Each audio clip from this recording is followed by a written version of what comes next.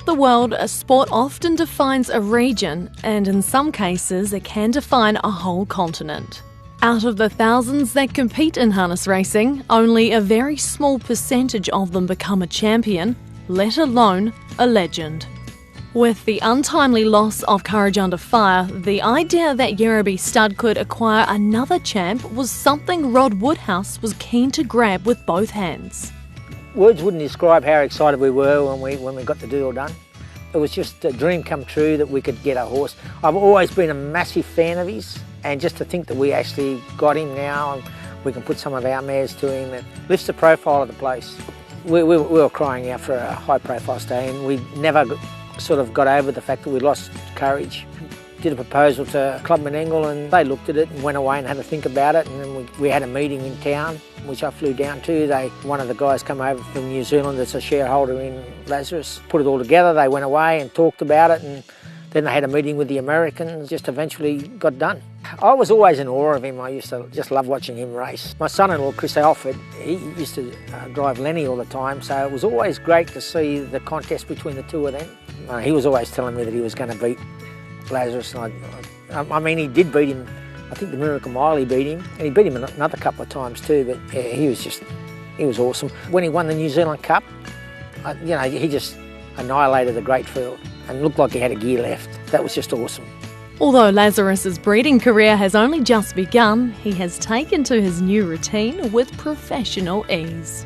He was well tuned to his job in America. Like everyone says, they're a great stay-in and, you won't have any problem with him. It's always great to get them here and just have them settled and to find out that what they're telling you is exactly true. He's just a pure gentleman. Yeah, look, he's just a lovely horse. He came in good condition too. On Monday, Wednesdays and Fridays, I think he quite enjoys himself early in the morning. We've got to collect him very early to catch the planes.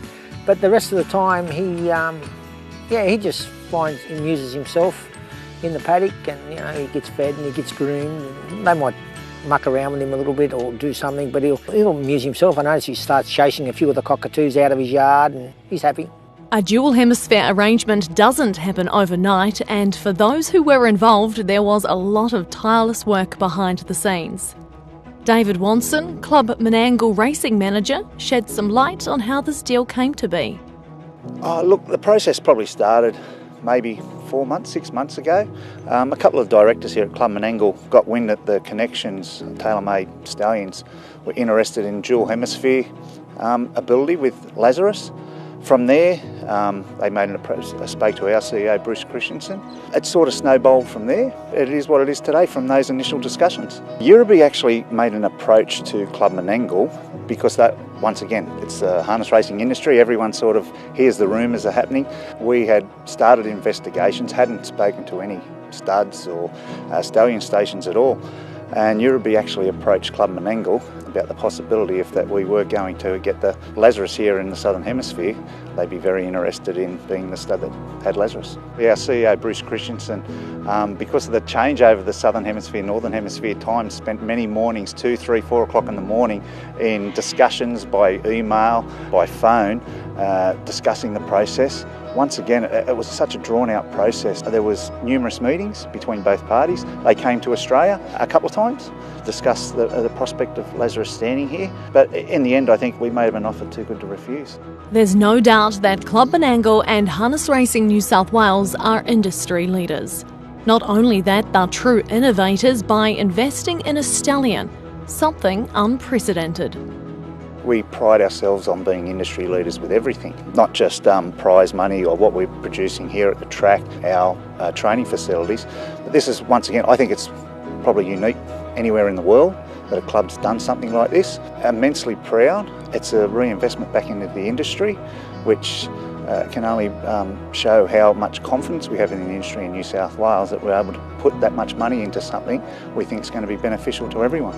We've seen this as an opportunity to put money, as I said, into something that's only going to build the industry here, but at the same time have a fantastic product. And with Lazarus, that's what we think we've got.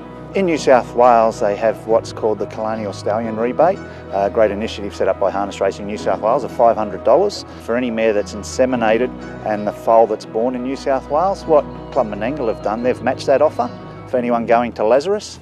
So there's $1,000 off his service fee provided by Harness Racing New South Wales and Club Menangle.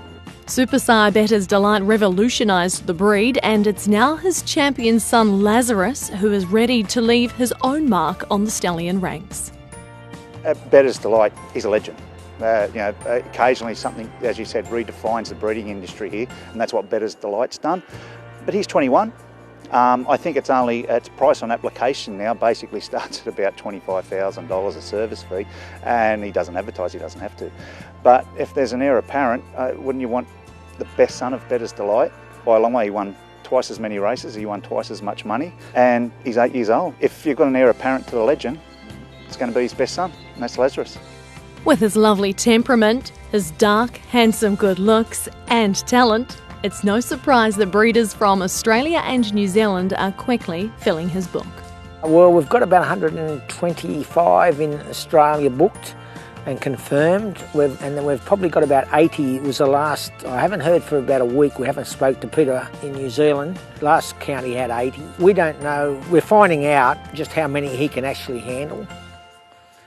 He's got great semen, but it's the volume, just how many, I think it's got a lot to do with it, the mare's suitability over here in Australia. We don't have as many Christian colour mares or Bettor's mares that restrict what he can go to in New Zealand, whereas out here we've got a lot of broader, a lot of art major mares, a lot of mares that really suit. I think he'll leave very intelligent foals. He's got a great conformation. If he can leave one better than himself, how good would it be? They say potential is only talent that hasn't been fully realised. Only time will tell where Lazarus's story will end. But one thing is certain, his story is really only just beginning. Club Menangle and Yirribee Stud have taken a monumental step towards pioneering a new super sire in our own backyard. Lazarus has risen.